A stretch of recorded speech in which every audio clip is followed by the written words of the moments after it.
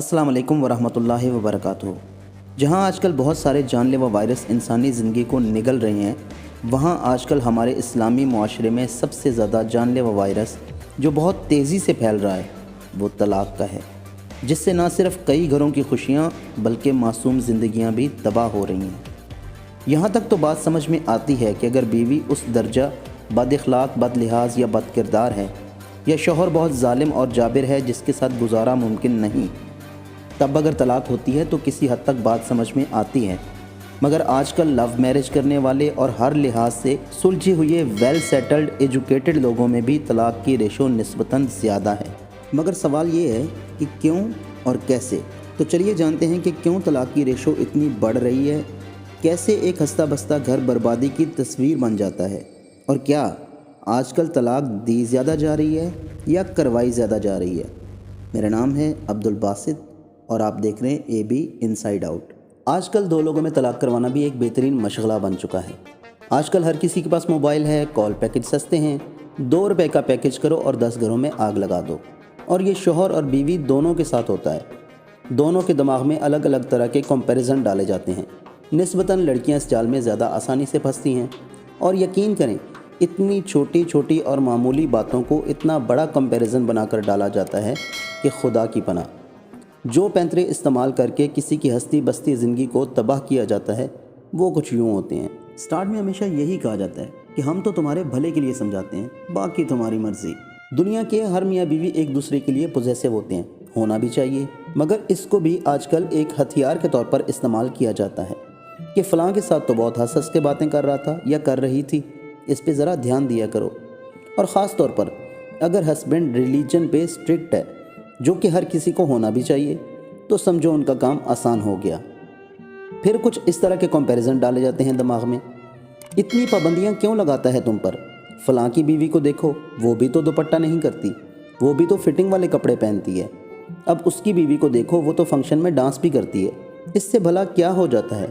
कोई खा थोड़ी जाएगा, उनके भी तो शौहर हैं ना। तुमने तो अपनी ज़िंदगी तबाह कर ली, अभी भी वक्त है, समझ जाओ। सारी ज़िंदगी ऐसे कैसे काटोगी? और यकीन करें, ये घर तबाह करने वाले और वालियाँ जब तलाक़ हो जाती है तो सबसे पहले आपके घर अफसोस करने भी आते हैं कि जवान जहान की ज़िंदगी तबाह हो गई, उसको तुम्हारी कदर ही नहीं थी। हमने तो बहुत समझाया तुम्हारे शौहर को भी, हालांकि इन्होंने ही शौहर को भी जाके समझाया होता है कि कैसी लड़की से शादी कर ली तुमने। अच्छे खासे हो, अच्छी नौकरी है, घर है, लेकिन हर वक्त लड़ती रहती है। इसको तो अपनी किस्मत पर रश्क करना चाहिए, इसको शुक्र करना चाहिए कि ऐसा शौहर मिला जो रिलीजियस है। तुमने भी किसको चुन लिया, अपनी ज़िंदगी तबाह कर ली तुमने।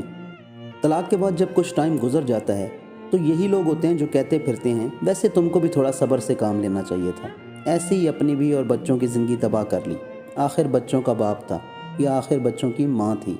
और तब बंदे को समझ नहीं आती कि यही तो लोग थे जो तलाक़ के हक़ में थे, इन्हीं की वजह से तो तलाक़ हुई। यकीन करिए, जो औरतें शौहर के घर को इसलिए छोड़ आती हैं कि हमारी इज़्ज़त ही नहीं है वहाँ, उन्हें ज़माने की ठोकरें खाते भी ज़माने ने देखा। जो ससुराल में रहना इसलिए गवारा नहीं करती कि उनसे काम नहीं होता, ज़िम्मेदारी नहीं उठा सकती। जब वो तने तनहा औलाद की ज़िम्मेदारी उठाती हैं तो उनके 14 तबक रोशन हो जाते हैं। जिन्होंने शौहर को सबक सिखाने के लिए अदालतों से तलाक़ें दी, उनको रजू के लिए तड़पते हुए भी ज़माने ने देखा। A great woman has said, दुनिया के जूते खाने से बेहतर है एक आदमी के जूते खा लो।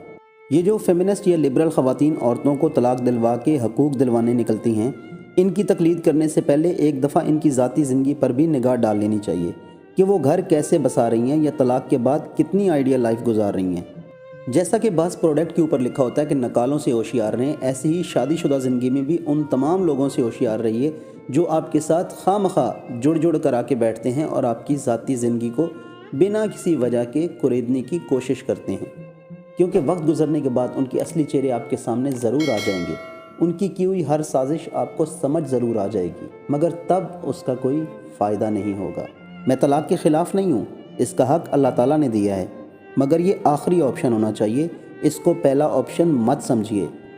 ये ठीक है, मार मत खाएं, जुल्म मत बर्दाश्त करें, आवाज़ उठाएं, मगर तलाक़ आखिरी ऑप्शन होना चाहिए।